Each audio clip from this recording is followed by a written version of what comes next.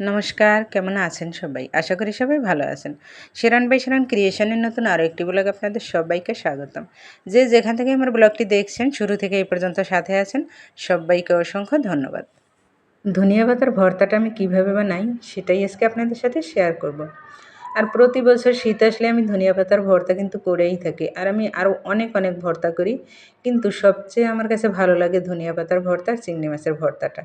তো আজকে আপনাদের সাথে সেটাই শেয়ার করব, আমি কিভাবে ধনিয়া পাতার ভর্তাটা তৈরি করি। তো প্রথমে কড়াইটা গরম করে তেল দিয়ে, অল্প তেল দিয়েছি কিন্তু বেশি দেইনি, কারণ ভর্তার চেয়ে তেলটা বেশি হয়ে গেলে কিন্তু অনেক সময় ভালো লাগে না, আর সব ভর্তায় কিন্তু বেশি তেল ভালোও লাগে না।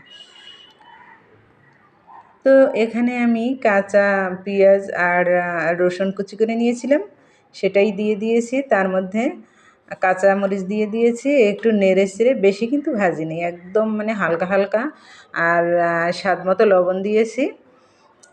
আর লবণটা আগেই দিয়েছি কারণ পেঁয়াজ রসুনটা তাড়াতাড়ি নরম হয়ে যাবে। আর পেঁয়াজ রসুনটা কিন্তু কালার করা যাবে না, সাদা সাদা অবস্থায় যখন নরম হয়ে যাবে তখনই কিন্তু ধনিয়া পাতাটা দিতে হবে। আর ধনিয়া পাতা দিলে তো বেশিক্ষণ নাড়তে হয় না, ওটা তো চুল আর মানে আগুনের তাপ পেলেই একদম নরম হয়ে যায়। তো বেশিক্ষণ কিন্তু ভাজিনি। আর কিছু পেঁয়াজ আমি আগেই মানে ভালো করে ভেজে নিয়েছি, সেটা আসলে ভিডিও করা হয়নি, স্কিপ হয়ে গিয়েছে, সেজন্য আমি আন্তরিকভাবে দুঃখিত। তো আমার সব কিছুই মানে হালকা হালকা করে ভেজে নিয়েছি। আর যে পেঁয়াজটার কথা বলেছি সেইটা কিন্তু আগেই আমি আলাদা করে ভেজে নিয়েছিলাম, একটু হালকা বাদামি বর্ণের করে নিয়েছিলাম। তো এরপরে এখন আমি এই যে সরিষা দিয়েছি, তো সরিষাটা আগেই মানে ২-৩টা বাটা দিয়ে একটু মানে মিহি করে নিয়েছি। নাহলে দেখা যায় ভর্তা মানে পেঁয়াজ রসুন ধনিয়া পাতা আর সরিষা একসাথে দিয়ে বাটা দিলে দেখা যায় যে সরিষা কিন্তু ওরকমভাবে মানে বাটা হয় না, সেজন্য আমি সবসময় সরিষাটা আগে বেটে নিই।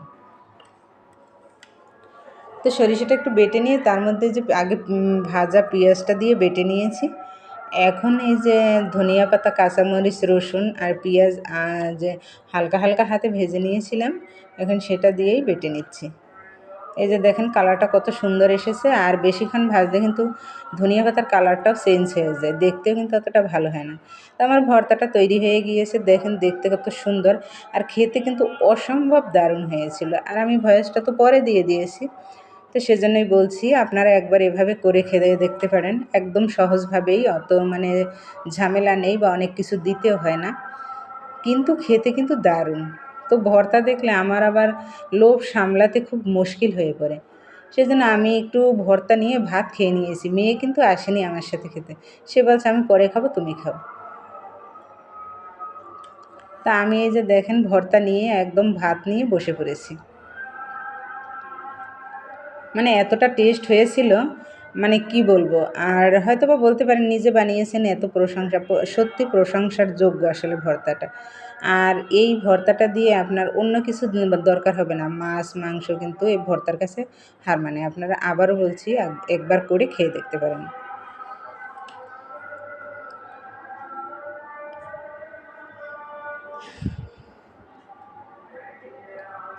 তো এরপরে এই যে আমি সকালবেলায় বুট ভিজিয়ে রেখেছিলাম, তো এই যে বুট সিদ্ধ করে আমি কিন্তু ফ্রিজে সবসময় এরকম করে রেখে দিই, যখনই খেতে ইচ্ছে করে কিরণের বের করে, কখনো এমনিই খায়, কখনো তেলে দিয়ে একটু পেঁয়াজ রসুন দিয়ে ভেজে খায়, ওর আর কি যখন যেরকম ইচ্ছা সেরকমই দেয়। আজকেও অনেকটা বুট কিন্তু আমি ভিজিয়ে রেখেছিলাম, সিদ্ধ করে নিয়েছি।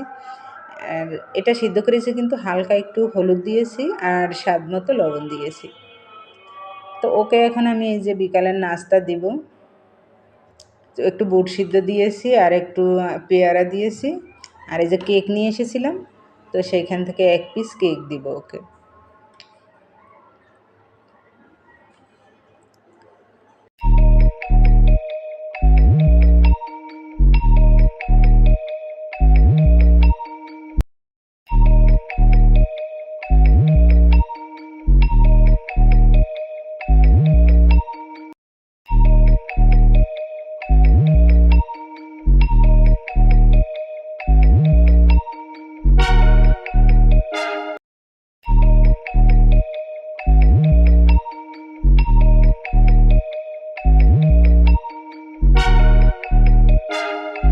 আজকের ভিডিওটি এ পর্যন্তই। দেখা হবে পরবর্তী নতুন অন্য কোনো ভিডিওতে। ততক্ষণ সবাই ভালো থাকবেন, সুস্থ থাকবেন, সাবধানে থাকবেন। ভিডিওটি কেমন হয়েছে অবশ্যই কমেন্ট করে জানাবেন। ভালো লাগলে একটা লাইক দেবেন।